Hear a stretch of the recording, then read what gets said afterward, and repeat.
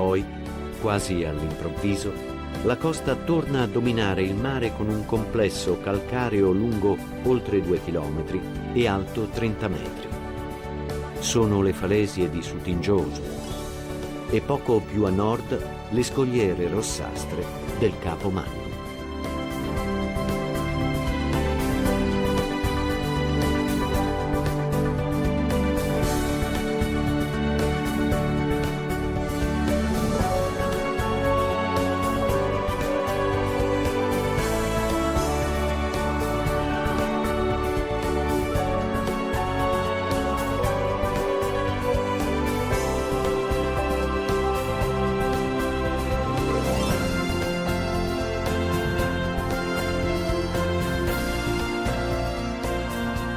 Questa terrazza naturale battuta dalle onde mantiene viva quella sensazione di lontananza dal resto del mondo che talvolta si disvela agli occhi dei viaggiatori alla scoperta della Sardegna.